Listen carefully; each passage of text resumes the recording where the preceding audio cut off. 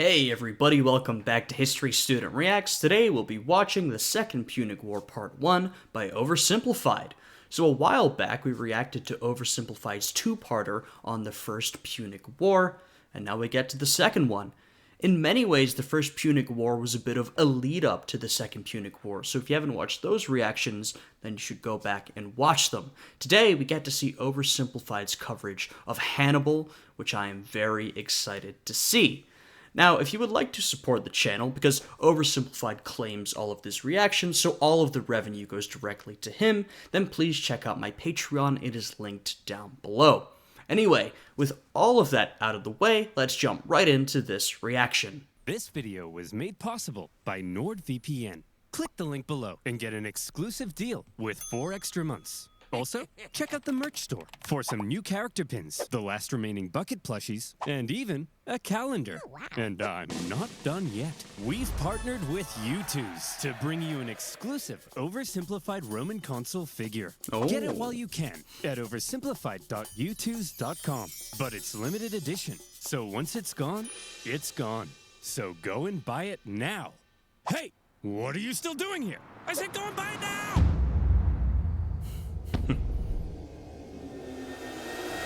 All right, our beloved mercenaries. Let's hear it.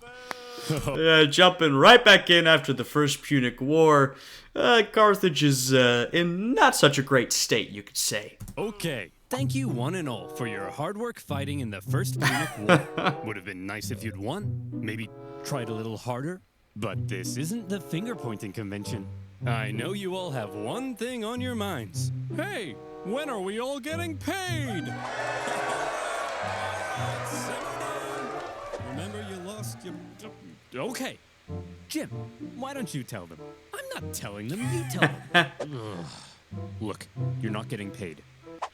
What? We lost the First Punic War and owe the Romans a ton of reparations. Of course we can't pay you in full. Yeah, I mean, remember, part of the peace deal following the First Punic War was that massive indemnity that the Carthaginians had to pay the Romans. They were really not in a great financial position after the war. Not to mention all the money they had spent on the war, the territory they had lost.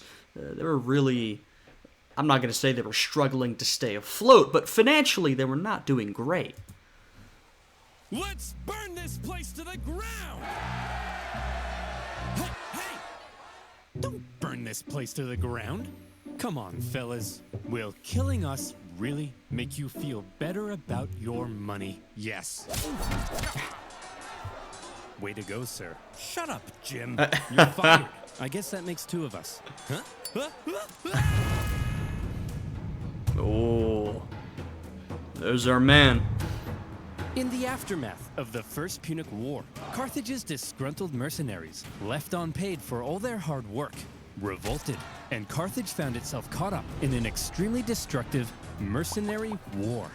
The panicked Carthaginians hired more mercenaries to fight the mercenaries they couldn't afford to pay, and Carthage came dangerously close to collapse. I can see no problems with this strategy.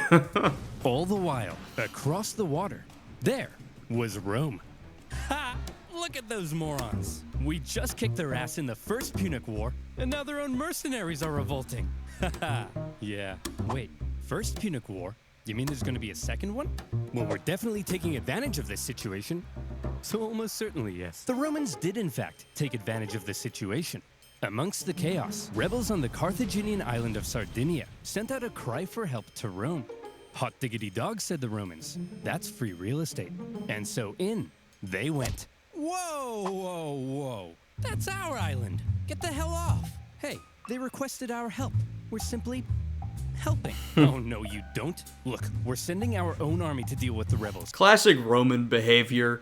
You get any justification, including a call for help from your beloved allies, and you go right in there. I'd say this is our territory now, or at least we have a serious interest in this island, and frankly, we have to be there in order to help our dear allies. Okay, but just to be clear, we're not trying to start a fight with you, so, don't declare war on us or anything. War! We surrender! Great, and as part of the peace treaty, we get to keep these islands. No! The Carthaginians were hopping mad. As if their humiliating loss in the First Punic War wasn't bad enough, the Romans now took advantage of their mercenary problem and stole their islands. This shocking land grab was pretty hard to justify, even by Roman standards. Additionally, the Romans now demanded Carthage pay them even more money on top of what was already owed. If Rome was trying to make Carthage as mad as possible, they were doing a fantastic job. Well, I feel like we already covered it. Carthage is afraid of Rome after the first conflict. They want to avoid another conflict. They are not a martial culture. Their country is based on trade, right? They're an economic powerhouse, not necessarily a military powerhouse. They want to avoid war with Rome. So Rome probably has that on its mind. Additionally, Rome has just beaten Carthage in this first Punic War. Also, it's Rome, right? Rome is supremely self-confident. And so the Romans are thinking, even if they do want to go to war with us, we will squash them a second time. This isn't going to be any problem. And so the provocations continue. Best case scenario, you keep grabbing more land from the Carthaginians, and they meekly surrender it every time. Worst case scenario, you go back to war, and you pummel the Carthaginians into the ground. As far as the Romans are concerned, these are the two options. The seeds of a second Punic War were being sown, and they were being watered with Carthaginian tears. Resentment in Carthage only continued to grow. Eventually, Carthage solved their mercenary problem thanks to Carthaginian military genius and hero of the First Punic War, Hamilcar Barca. He sorted those naughty mercenaries out with some good old-fashioned atrocities. And we talk about Carthage not having a martial culture, but someone who's gonna come along and, frankly, in many ways act more like a Roman-style general is Hamilcar, and later, of course, his son Hannibal. And the destructive mercenary war was over. Still, all was not well in Carthage. Mere decades ago, they were the top dogs in the Western Mediterranean. Now, after the crushing defeat in the First Punic War and a huge bill to pay the Romans, Carthage was well and truly under Rome's thumb. What on earth were they supposed to do? If they wanted any chance at regaining their former strength, there was one thing they needed now, more than anything. Money. But as long as And they always need money. And this is all pretty disturbing for the Carthaginians. I mean, they are the scions of the Phoenician legacy, a great Greek people from the East. And they have been defeated and humiliated by this upstart Latin republic to the north. I mean, what is this? And you see more of this as Rome really starts to dominate the Mediterranean, especially the Eastern Mediterranean, where we have more of these long-standing peoples and cultures, but we can sort of see it here. A lot of the peoples who Rome encounters throughout the Mediterranean have this impression of, we'll never be defeated by this barbarous, upstart Roman Republic, and then they are defeated by the barbarous, upstart Roman Republic, who will go on to conquer the entire Mediterranean at one time. They owed Rome $1 bazillion. There was nothing they could do. Fortunately for them, amongst their ranks, there was one big hunk of a man with one big clump of a brain. Me! Yes. Hamilcar Barca! Yes! Wait, why do you all have the exact same voice? I have it too! That's right. Hero of the First Punic War. Greatest general alive. And the poster above my bed. Hamilcar Barca had an idea. All right, we need money? Like I said, we talk about Carthage being more a merchant-based society, focused on economy and trade, and Rome is far more focused on military and conquest. Now, that is a massive overgeneralization, right? It's not like societies can only do one thing at a time, but largely when we look at what these empires, because they're empires either expanding or shrinking, did, Carthage was more focused on trade and Rome was more focused on conquest. Or at least Carthage, when they were doing conquest, it was for the purpose of trade, and primarily economic reasons. Now, Hamilcar, like I said earlier, he is a bit of an exception to this in that he is one of these strong military men. He's a very impressive Carthaginian general, the type of man who would be, we see quite frequently rising through the ranks of Roman politics, but of course, he was not necessarily an unusual sight in Carthaginian politics, but perhaps a little more rare, where you have your politics and society dominated by this wealthy merchant class, with sort of, once again, less of a martial culture amongst them. Well, I've got one word for you. Spain. An area filled with lucrative silver mines, from which the silver would flow like a river, and our pockets would be stuffed, like Tony's mother at a buffet. Hey, so here's my proposal. You send me with an army to Spain. Tony. I'll expand our territory, get those silver mines up and running, and we'll be able to pay the Romans back in no time. Okay, but just to check, you're not secretly raising the money to go on a bloodthirsty revenge spree against Rome, are you? Because we can't afford that. Of course not. Hamilcar? We talk about the same guy? He would never do that, right? Hanno, my dear, I'm simply going to pay them back. Well, that wasn't reassuring. Few in Carthage were as bitter about their loss in the First Punic War as Hamilcar Barca. 98% of his brain matter had been reallocated to thoughts of revenge. He was also fed up with the Carthaginian politicians for what he deemed a cowardly... Now, I will say, Hamilcar's bitterness towards Rome, I imagine, is exaggerated. There's a lot of myth-making around this. Now, surely he was bitter, and surely he wanted revenge, and certainly, I'm not denying that. But I do think the myth-making of it all is a bit exaggerated because this is now becoming the story of Hannibal, right? And the story of this whole thing is, well, Hamilcar fought in the first war, and he raised his son to be an enemy of Rome, and then Hannibal would go on to do just that, and of course that is true, but narratives are not necessarily that clean in real life, right? Some of these elements have been over-exaggerated to fit within that narrative I just presented, so just keep that in mind. I mean, this is true for a lot of ancient and non-ancient history. A lot of it is placed into these narratives, and things are sort of shifted around so they fit more cleanly within a narrative, but, real life doesn't usually happen that way. Betrayal when they surrendered at the end of the last war. And so for Hamilcar, going to Spain meant being able to act independently from the weak Carthaginian government, building his own strength, and then perhaps somewhere down the line, revenge. Yeah, and like I said, to me, this is sort of reminiscent of some other Roman generals we can think of, where Hamilcar goes off to build his power base militarily and independently of the Carthaginian government. He is still loyal to the Carthaginian government. I mean, he is still conquering this territory for them, but he primarily acts independently, and frankly, he's primarily acting to build up his own base of power, his own base of support, his own military and political influence. This is, like I said, sort of Roman in style, or at least more military or martial in style than, a lot of these merchant elite Carthaginian politicians. However, he wasn't going to Spain by himself. Hannibal? Yes, father? Would you like to come with me to build an empire in Spain? Oh boy, would I! Barbara, mind if I take our 9-year-old son with me? I want to implant an intense hatred of Rome in him and prepare him for a glorious campaign of vengeance.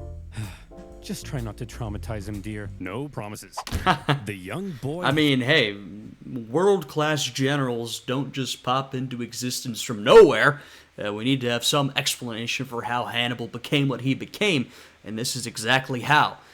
Like I said, the narrative is certainly over-exaggerated, but you can bet that his father, Hamilcar, imparted some of that bitterness towards Rome, that desire to get back at Rome, to fight them once again.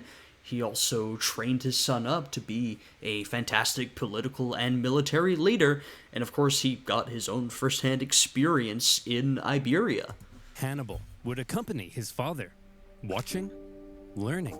Boy, you see that city over there? Yes, father? That is Rome. The lens flare. Yeah, this is exactly how it happened. Do you know what we do to Romans? No, Father. We hate them, Hannibal. We hate them with every fiber of our being. But why, Father? Can't I just play with my Digimons? No, son. They took everything from us. Now, this is directly from the history books, let me tell you. Our land, our wealth, our pride. Those animals. I'll tear them limb from limb. I'll burn their pathetic city to the ground. Dad? I'm sorry, son. I've just never been so proud. I'll slaughter their people. I'll cut off their faces and wear them as masks. I love you, son. After taking Hannibal to the Temple of Baal and having him swear an oath never to be a friend of Rome, off Dad and son went for their lovely beach holiday in Spain. But Spain was already inhabited by many tribespeople. They were. When Hamilcar suddenly showed up in their territory, they were like, "Hey, who the hell are you? What are you doing here?" "I'm teaching my son how to become a warrior like me." Aw, well, that's sweet. Well, then. Well, you don't want to know how they're going to do it. Once again, I sort of make comparisons to Roman generals because I think a lot of us are more familiar with Roman conquest. You can think of Romans such as one Julius Caesar heading to Gaul and fighting against their native peoples, their tribes peoples, and slowly conquering the peoples of that region. Well, Hamilcar and his son Hannibal, but of course mainly Hamilcar at this point, they go to Iberia, they find the native peoples of the region, and they start a-conquering. Just sort of typical conquering empire stuff. Little guy, let's see what you got. Good boy. As Hamilcar got to work fighting the tribes of Iberia and expanding Carthaginian influence, Hannibal became a child of war, even earning battle scars from a young age. And he grew to become a great military leader himself, making his father very proud. "I love you so much, son." "Dad, not in front of the enemy." "You killed that guy so well, son."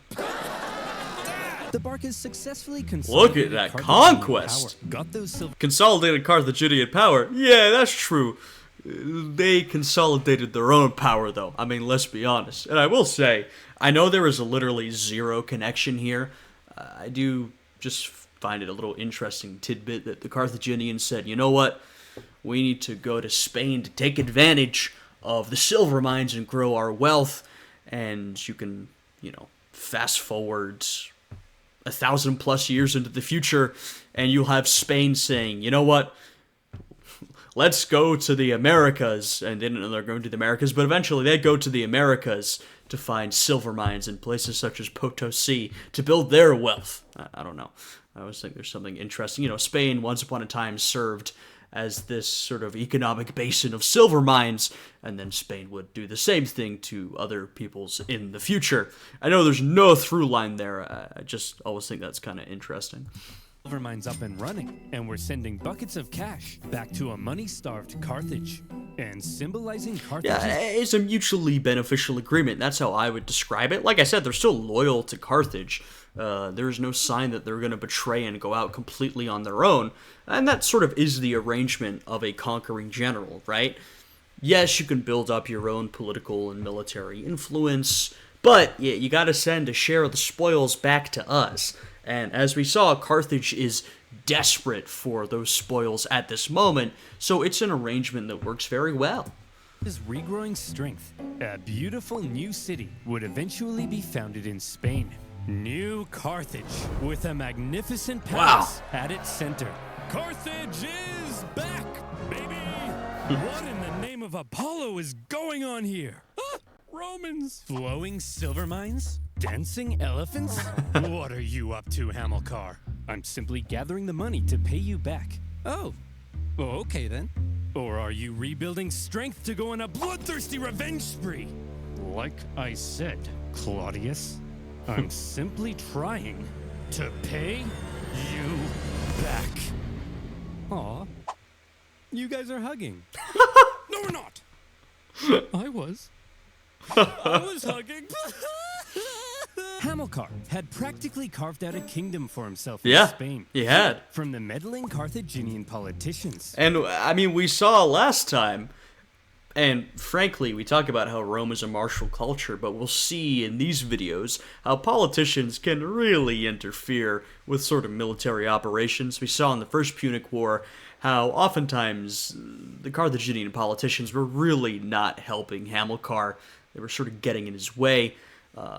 And in this upcoming conflict, the Second Punic War, we will see both how the Carthaginian politicians will once again get in a Barca's way, this time Hannibal Barca, and sometimes the Roman politicians will get in their own generals' ways. So, we'll see a lot of meddling politics in the course of these two wars.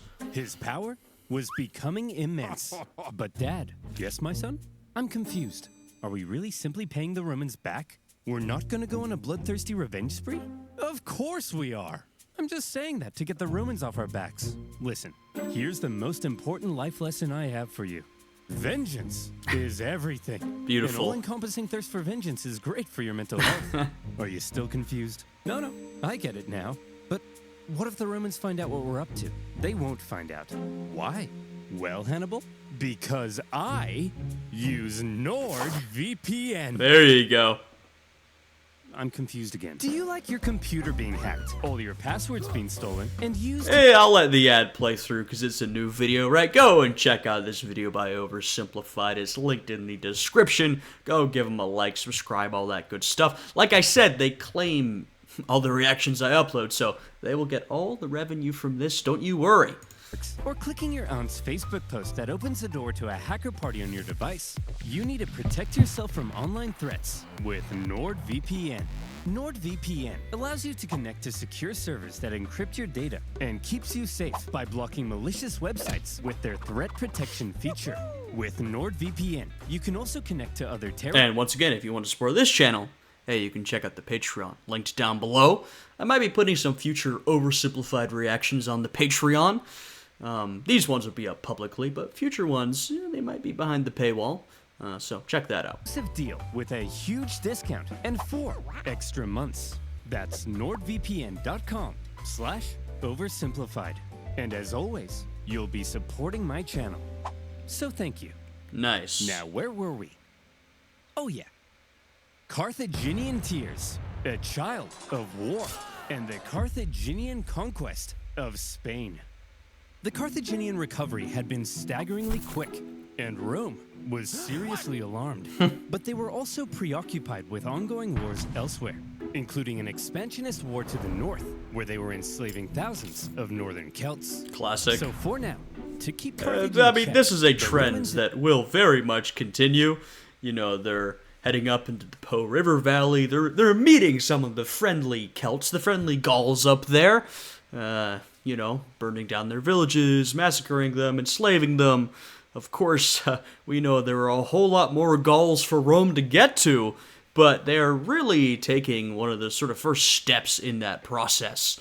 They're dealing with what we call Cisalpine Gaul, as in Gaul on the close side, the near side of the Alpine mountains, versus Transalpine Gaul, on the other side of the Alps. Insisted on a new treaty. See this river? The two sides agreed that everything above it was in Rome's sphere of influence, while beneath it was Carthage. Under no circumstances were the Carthaginians to expand north of that river. But for now... And hey, a lot of this it's so similar to our sort of modern politics of empire. Modern meaning, these last couple hundred years we're talking about treaty lines and spheres of influence and all this sort of stuff.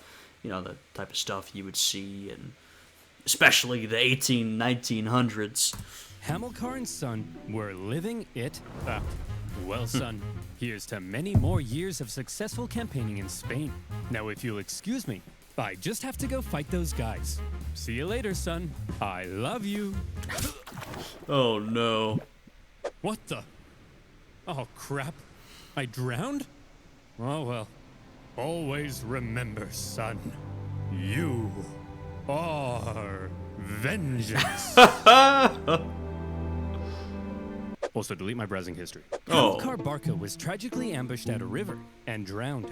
His son-in-law, and possibly also his lover, no further questions, What? took charge for a while. Huh? But he too was later assassinated, leaving finally at 26-year-old Hannibal. I was gonna say the conquest of Iberia was a family affair, but I see the family affair might have went a little bit deeper than that. Anyway, moving on. In charge of the Carthaginian armies in Spain.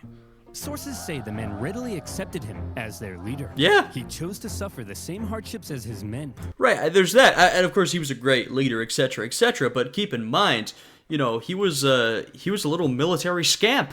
He had been along with his father for the ride since he was a kid. So a lot of the men serving in these armies, they knew Hannibal. He had, I don't know how much he had been integrating with the soldiers as a child, but I'm sure they had seen his presence in camp as a child for years and years and years.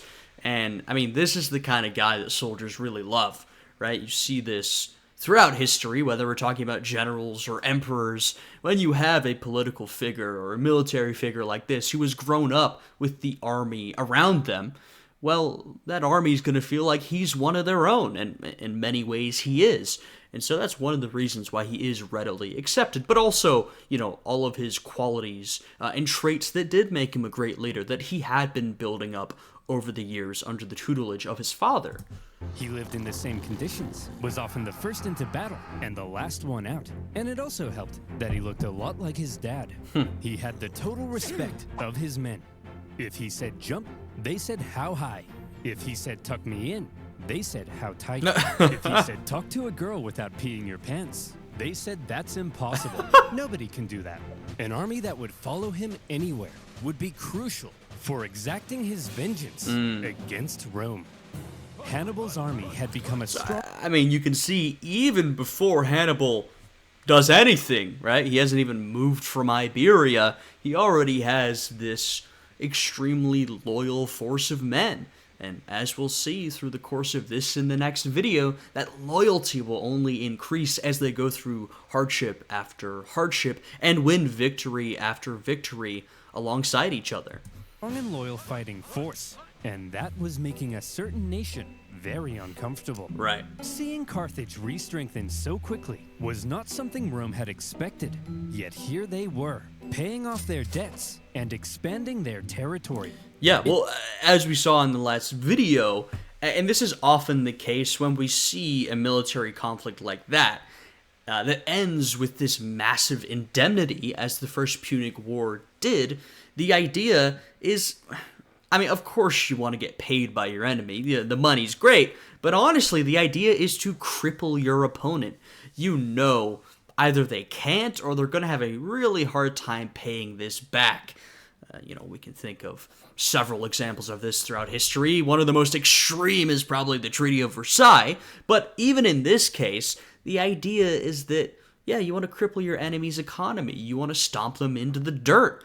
And to see them recovering so fast and actually paying off the debt, if you didn't know, you might think, well, that's nice, the debt's being paid off. Yeah, no, this is very concerning for Rome. Well, wait a minute, they can actually do it? That means they're on an upwards trajectory, and we see this sort of strong military force forming out to the west in Iberia under this Hannibal fellow.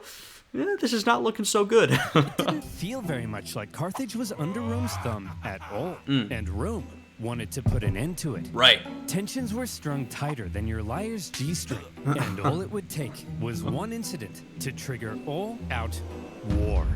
Typical. And in 219 BC, a city in Spain would find itself at... Pretty typical when tensions are so high, right? We've seen that Rome is, basically willing to heap humiliations upon Carthage until they are provoked into warfare, because Rome still thinks that they can beat them. And frankly, the more concerned they are about Carthage, the more they want to sort of fight them immediately, right? Destroy them before they reach their full potential. And Carthage, now, like with the First Punic War, sure, a lot of these senators, a lot of these Carthaginian politicians are not interested in war with Rome. This is why they surrender anytime anything happens. But I'll tell you someone who is interested in war with Rome, Hannibal Barca. And I will tell you who controls that expanding territory that's causing all the tension. Hannibal Barca. So we have a situation where the tension's extremely high. Both Hannibal and the Romans are basically willing and sort of ready to fight each other. A situation like that, it doesn't take much to spark a conflict. At the very center of that fateful incident, Saguntum. Remember that treaty declaring everything south of this river to be Carthage's sphere of influence? Well, Saguntum should therefore obviously be Carthaginian. Sure, right. Wrong! Oh. Saguntum had actually scored itself an informal alliance with Rome after Rome had helped it with an internal dispute. With Carthaginian encroachment, Saguntum began to fear for its independence. Once again, we're playing geopolitics, and this is a pretty prominent feature of the entirety of the Second Punic War and the First Punic War, but we'll see it in these videos. There's a lot of geopolitics being played between Carthage, Rome, and the different peoples of and beyond their empires, because, of course, both of these empires, the Carthaginian and the Roman Empire, I know that this is the Roman Republic, but I'm calling it an empire because it is an empire. It's an expanding empire, even though that sort of denotes a different time period of Roman history. Both of these empires have large amounts of various groups of peoples within them, and a lot of those peoples are either in some way autonomous or maybe just not very well integrated. They still maintain sort of independent identities. And so, if order starts to crumble and chaos arrives, then we get a situation where you have lots of groups of people who are willing to act independently, and you get this sort of geopolitical situation, basically, and that's what we're seeing in the dealings between Carthage, Rome, and Saguntum here. And Rome declared itself Saguntum's protector. But this clearly went against the Ebro River Treaty. So what on earth was Rome doing? Were the Saguntines and the Romans truly just BFFs? It's possible. Or was Rome deliberately trying to interfere with Hannibal's Spanish expansion and maintain a staging post for a future war with Carthage? Right. More likely. Yeah. And Hannibal certainly viewed this Rome-Saguntum alliance as an outrage. Yet another example of Roman arrogance. At first, he left Saguntum alone, but... I mean, it's extremely provocative. The Romans have this ally basically right in the middle of Hannibal's territory, the expanding Carthaginian territory. And, you know that this is not benign. Of course, this represents a Roman military threat. Now, I think the real question is, was Rome blasé enough to think, we can keep Saguntum as allies, the Carthaginians won't do anything? Or were they aware that this might provoke a conflict, and they were just willing to handle it, right? I think that's the question you got to ask yourself. And you could sort of imagine it going either way. Of course, Rome isn't a monolith, right? You're going to get different opinions based on who you're talking to, so maybe different politicians felt different ways. I mean, a lot of that detail is, of course, lost to our records. We don't have necessarily all of this, but you do got to wonder about the Roman motivation here. Learned from his father to hate all things Roman, and having inherited his father's dream of bringing Rome to its knees more and more, Hannibal may have begun to see Saguntum as an opportunity. Could this controversial alliance be just what devilish little Hannibal needed to kickstart a second war with Rome and restore Carthaginian dominance? I think it's perhaps even possible that Rome were also using Saguntum to goad Hannibal into well, there you go. He brought up exactly what I was saying. fight, so they could go and kick him out of Spain. Yeah. And as the two giants began gearing up for round two, the poor people of Saguntum had no idea that they were about to be crushed in the collision. Hey, your alliance with Saguntum is an insult. Well, I feel like some of them might have known. I don't know how much Saguntum was keeping up with sort of international politics of the era, but considering their situation, they should have been. So I think perhaps some of them might have had an inkling of the dangerous position they were in. We won't stand for it. They're our friends, Hannibal. And if you lay a finger on them, it'll be an act of war. Yeah, Hannibal. Back the hell off. I was thinking I might just besiege their city and massacre their people. I hope you do, Hannibal. Find out what happens. Yeah, we hope you do, Hannibal. Wait, what? Maybe I will. Go ahead. Kill them. Yes, Saguntum, y'all are being used as basically a political bargaining chip right now. Perhaps even being used as bait by the Romans, so this is, this may not work out well for you, I'll put it that way. Okay then. Fine. Okay, guess I'll do just that. Consul, we look forward to it. Consul, you're gonna A protect game of geopolitical chicken is happening. us though, right, Consul? Consul! Oh no! To top it all off, yeah. when the Saguntine people made the genius decision of raiding into Carthaginian Oh, territory, no. enough was enough. In an action that was guaranteed to provoke the Romans into war. Oh, yeah. Hannibal besieged the city. The siege of Saguntum lasted 8 cruel months before Hannibal broke through the city defenses God damn, that is a long siege. and turned Saguntum into a killing field. It was a massacre. What the hell? Tell me I didn't just catch you massacring our friends, the Saguntines. Well, Consul, if you like the Saguntines so much, perhaps you should sug on these nuts. Knew it. He beat me to the punch. I knew that was coming. Hearing word of the attack on Saguntum, Rome was understandably in an uproar, and all eyes were now fixated on what would happen next, as Rome sent a delegation to Carthage, led by one of the most highly esteemed Roman senators, Fabius Maximus. He demanded an answer for Hannibal's sins. All right, listen up, scum. You've got a rogue general in Spain attacking a Roman ally. What are we supposed to do about it? Well, there shouldn't have even been a Roman ally in Spain. Ooh. You're the aggressor here. Hand Hannibal over to us as a criminal so we can punish him severely. No, yes, no, no. Look, I hold in the folds of my toga both peace and war. Which one should I let drop? Whichever one you want. Then I choose. Oh, wow.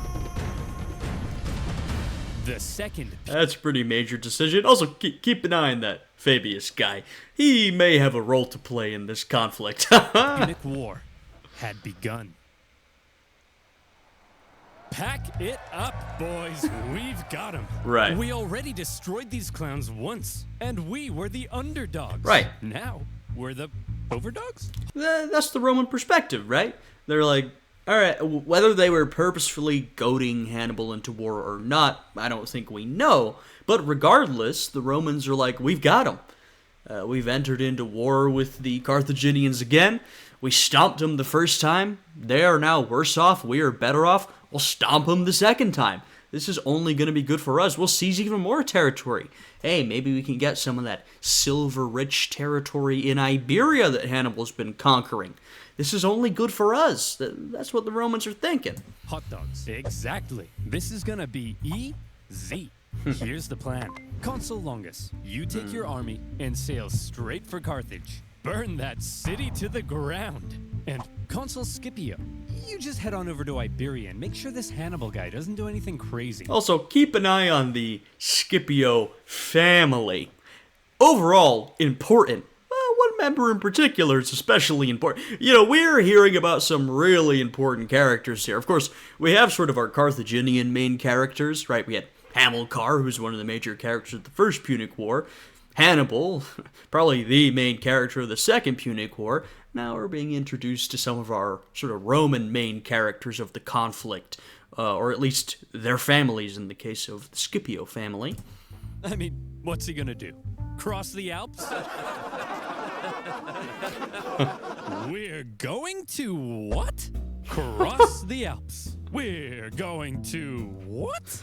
I just told you, Hannibal will freeze to death. Trust me, Jerome. Yeah, I mean, they thought this was wacky bananas crazy talk, you know what I mean? They said, bro, what are you talking about? You want us to, what, cross the Alps? we're going to freeze to death, we're going to starve to death, we're going to be picked off by any of the locals or any Roman troops in the area, though they're not really expecting us, so maybe just the local Celtic tribes. I mean, this isn't going to work. This is insane. You know, and you can see why. This is an extremely, extremely risky move. But hey, Hannibal had an idea, and he was willing to go through with it. Romans are expecting us to fight the same way we did last time, passively, taking no initiative. They think it's gonna be easy. Yeah, right, and this is taking the most initiative. Now, at an incredible risk to your own men, and we will see that, you know, that risk was not unfounded, but it is taking the most initiative, absolutely. So this time, we have to be aggressive. We have to go on the attack. It sickens me to say this, but this time, we have to be a little more Roman. I was making those comparisons earlier to Hamilcar, Hannibal. In some ways a little more Roman in style, and that's the way Oversimplified is framing it as well. You mean we're gonna take poops and baths together? But I'm insecure about my hairy legs. No, I'm saying this time, we're gonna take the fight to them. Think about it. Rome thinks they're simply going to invade us and win the war. Right. And, I mean, of course, both are sort of separated by water, but we look how the last conflict went, you know, how the Romans are feeling. They're feeling pretty secure in their position. They managed to beat Carthage the first time, and if you look at the Italian peninsula, which, of course, Rome, as we can see, has more territory than that, but the Italian peninsula is truly the heartland of Rome, especially the parts of the Italian peninsula around Rome in particular. They're closed off by the Alps to the north. It's a peninsula. It's surrounded by water. That's pretty defensible, right? And so that's exactly what they're thinking. What are the Carthaginians going to do? What, make an amphibious landing? We'll defeat them there. We fought them at sea last time, even though they're supposed to be better at sea. We proved ourselves. So what? What else are they going to do? March over the Alps? Yeah, no shot. That's the only way they're going to be approaching on foot. And of course they're not going to do that. It's crazy. It's ridiculous. So you could see just from this map here, this illustration, why the Romans have this feeling of security, right? They are not necessarily worried about the Carthaginians ending up in the Roman heartland. They're probably more worried about defending Sardinia and Sicily and going out to conquer Carthaginian territory in Iberia. But Hannibal's saying, no, that's not how this conflict's going to go. We're going to take the fight to them.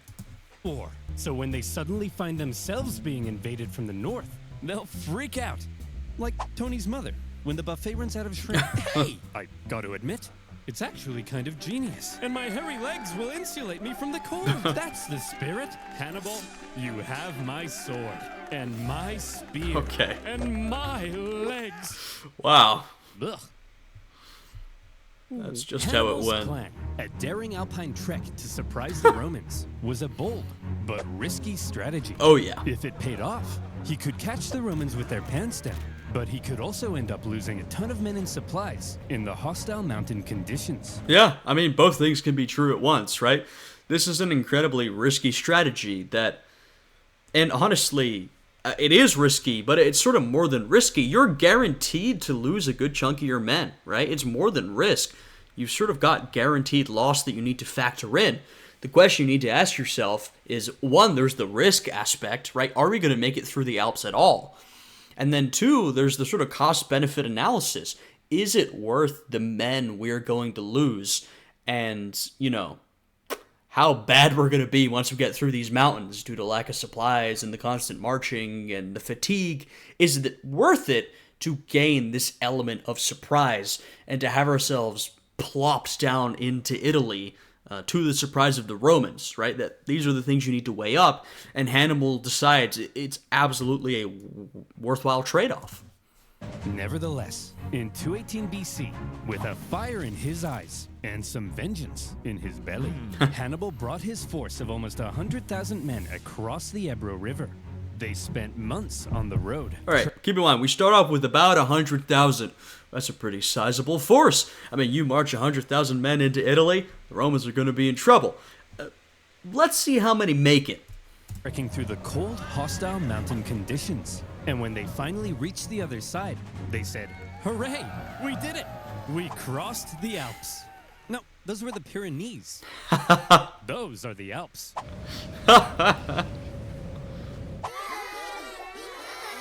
After crossing the Pyrenees, the army then had to pass through southern Gaul, a vast territory filled with tribespeople, many of whom were hostile to Hannibal's presence. Yeah. His journey to the Alps was an ordeal in itself, as he was And, I mean, at this point, southern Gaul, still very much unconquered by either Carthage or Rome.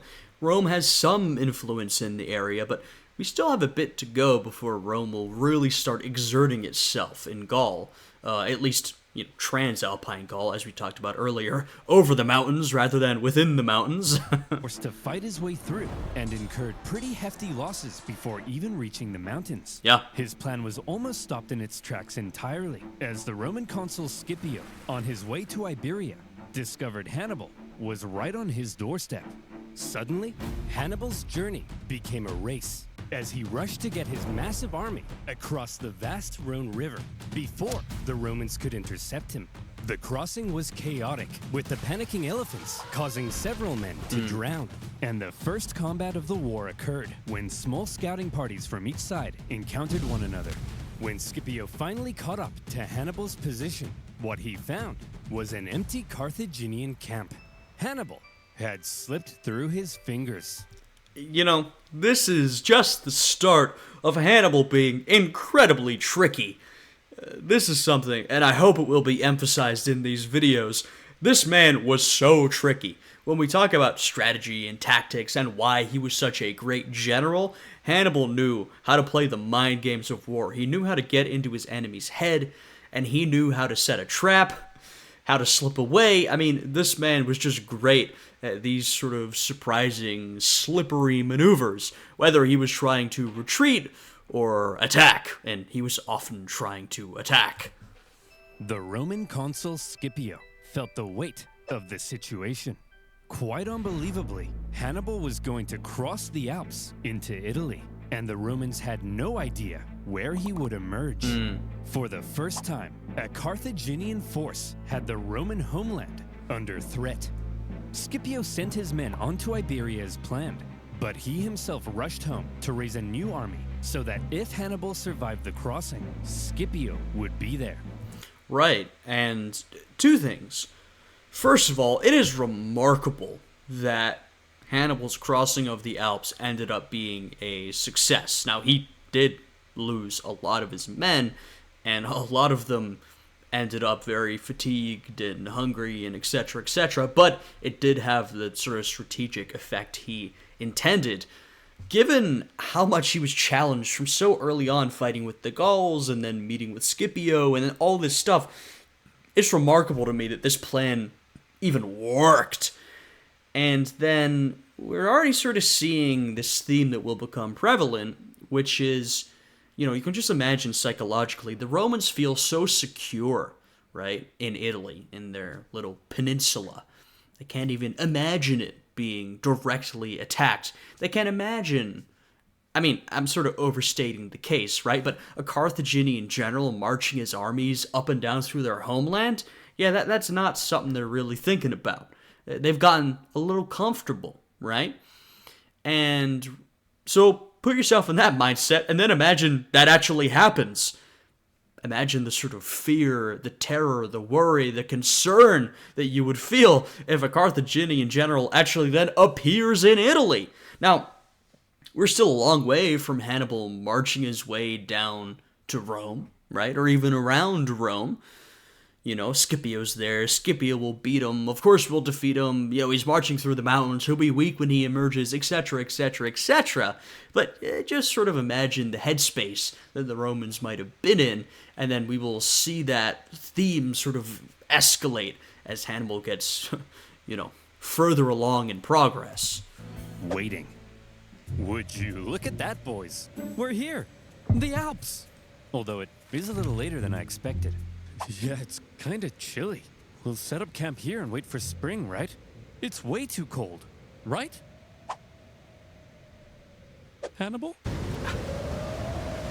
Like, he had the calendar with, I think it was John Cena as Mao Zedong. And I was gonna say, one of the comparisons you could make, Hannibal's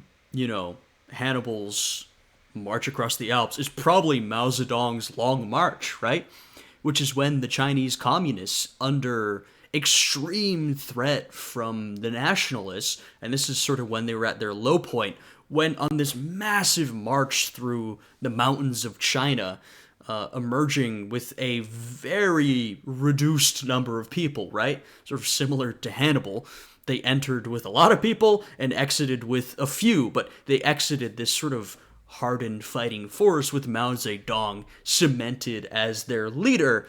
I guess it shows you sort of a long march through the mountains can sort of have these effects. It kills a lot of people, but those who emerge as hardened fighters with even more loyalty in their leader, at least if their leader gets them through it.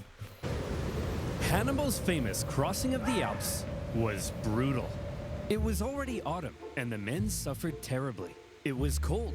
Men would fall off the sides of icy cliffs. They starved. They fell off the sides of icy cliffs. Some sources say they had to eat their pack animals and would finish off dying comrades in order to take their clothes for extra warmth. And then they would fall off the sides of icy cliffs. Imagine an army of 50,000 men with all... We're already down to 50,000, by the way. If you remember, we started at 100,000, but okay, down by half. That's, that's not insurmountable. We can conquer that challenge. But even still, 50,000 men, that's a lot of men to be making this kind of crossing. Of their horses, supplies, and 37 elephants, trying to navigate the most hostile mountain range in Europe.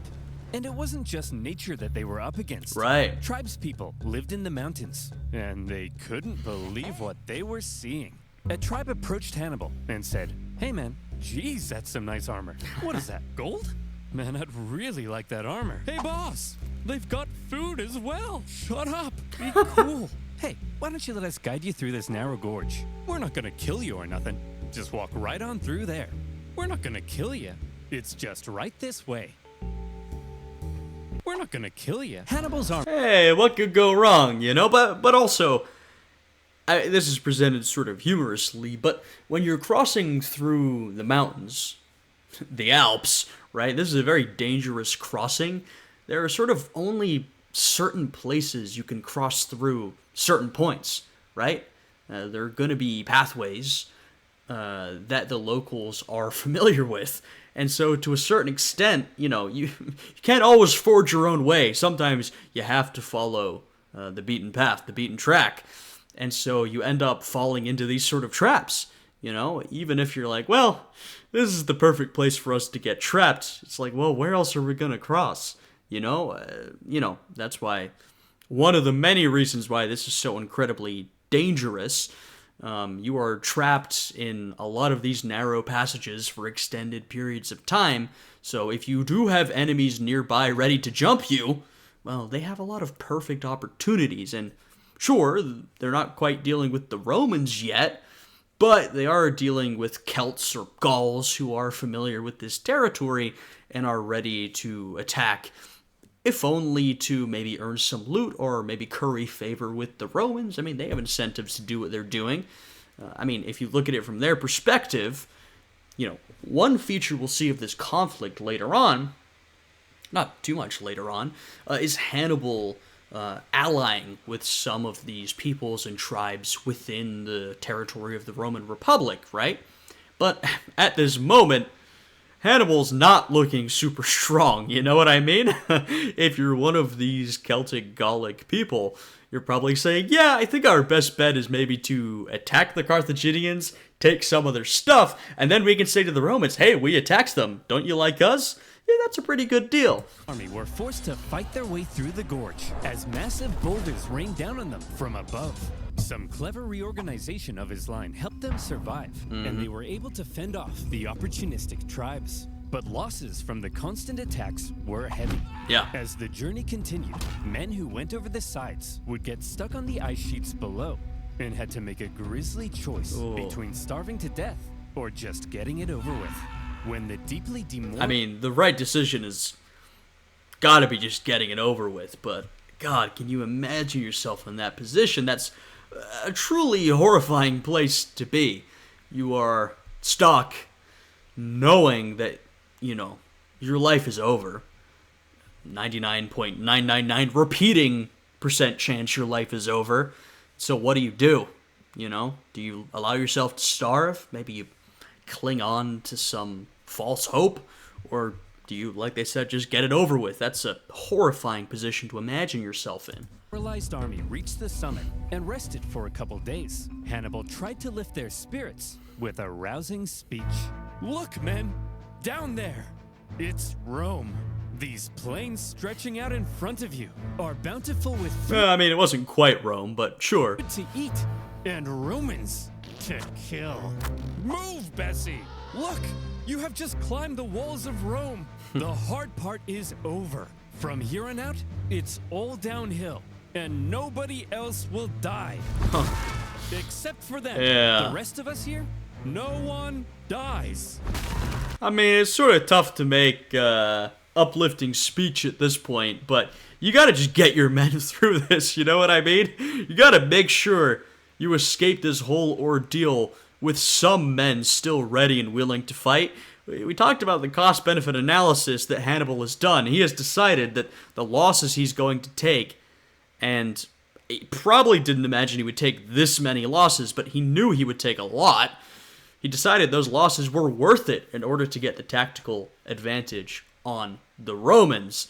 And so now you're doing it. You've gone through with it. You really got to make sure that you actually get that advantage. This cannot fall apart now, or this has all been for nothing. Starting now. Okay, let's go. Oh, for goodness sake! As it turned out, the descent was as deadly as the way up, with the cold really starting to set in. The path became even more narrow, and at one point, the men spent 3 days in the freezing cold, repairing a collapsed road. When they finally reached the bottom, Hannibal said, "Look, guys, we did it." Well, I thought it went really well. When Hannibal left Spain, he had about 100,000 men. Right. By the time he reached the Italian plains, his numbers had dwindled to about 26,000. Ooh. He was now caught in enemy territory without a supply line. Great, so you have lost about 75% of your men. That's pretty rough. So let's see, you've lost about 75% of your men. You got no supply lines.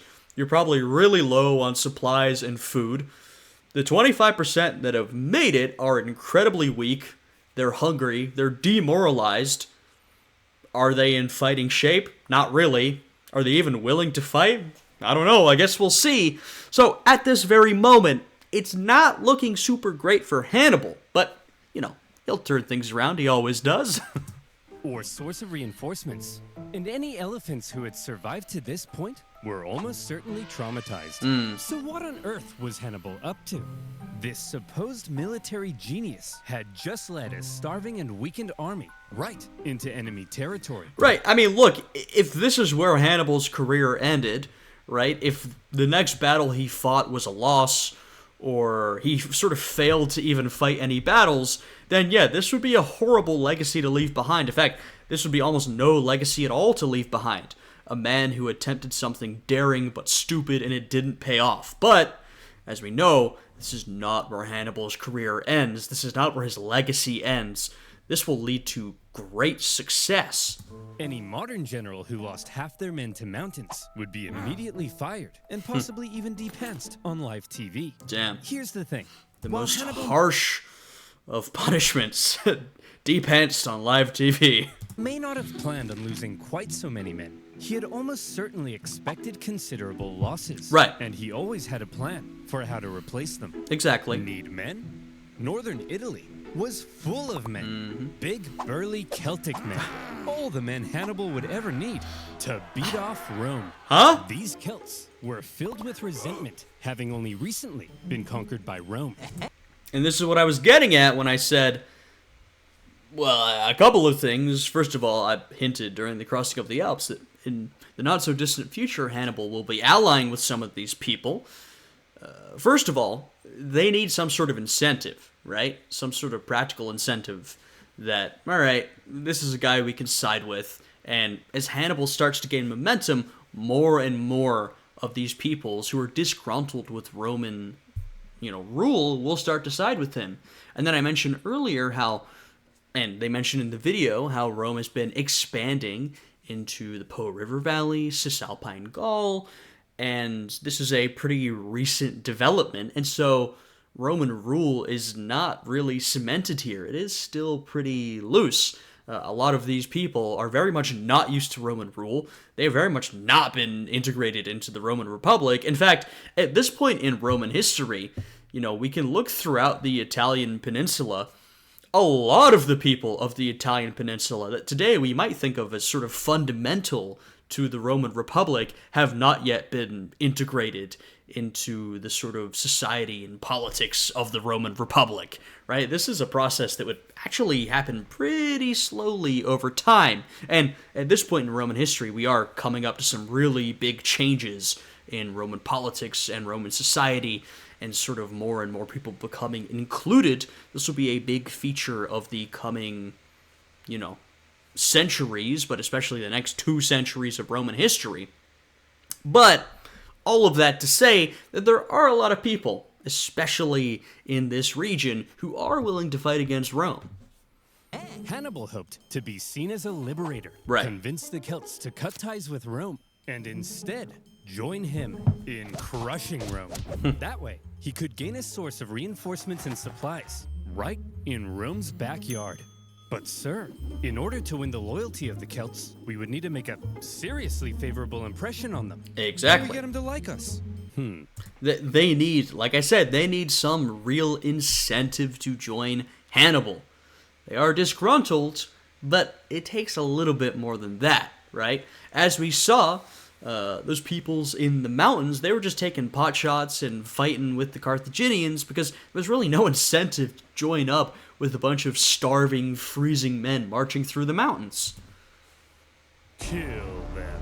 One of Hannibal's first actions in Italy was to obliterate a nearby tribe who wouldn't join him. This sent a clear message to all the other tribes. And so that's a certain type of incentive. You know what I mean? Maybe that's more of a disincentive. You're disincentivizing them from not joining you, which in turn is incentivizing them to join you. Now, I'd say over time, like I said, as Hannibal does gain momentum and wins more victories against the Romans, more and more of these disgruntled people flock to him sort of naturally. But I guess this is a way to start off. It was his wrath they should fear, not Rome's. The realization that a Carthaginian army had just invaded them must have been shocking for the Romans. But when they looked at this ragtag group broken by the Alps, Right. they couldn't have felt very intimidated. Right. However, Hannibal was now in Italy, and he was about to embark on one of the most astonishing military campaigns in all of human history. So true. The Romans may not have known it yet, but there was now a monster loose in their territory, Uh-oh. and he was vying for Roman blood. Yeah. Alrighty. That is part 1. I had a good time with that. I'm excited to get into part 2. And I can see, wow, this part was about 28 minutes long. Part 2 was 37 minutes long. My goodness. But frankly, we have almost the entirety of the Second Punic War to cover. This video was a lot of the build-up and sort of the beginnings of the conflict, which I think are very interesting. Part 2, which is almost 40 minutes long, is really the meat of the entire rest of the conflict. So that'll be exciting. I plan to upload part 2 a day after part 1 has been uploaded. So if you're watching this the day it's uploaded, then tomorrow you'll see part 2. It may already be out. If it is, I'll link it in the description down below. So you should go and check that out. If you enjoyed this one, please check out my Patreon. It'll be linked down below. Like I said, these reactions are going up publicly, but future Oversimplified reactions, I'm thinking of putting some of them on the Patreon because they do get claimed when I upload them to YouTube, and if I challenge the claim, it'll lead to a copyright strike, etc., etc. So in order to avoid dealing with that, I may just put them up on the Patreon, so please check that out. It's linked down below. Anyway, I hope you guys had a good time with this one. Oh my goodness, I can't speak. I hope you guys are all having a good day today, and I'll see you all again next time. Goodbye.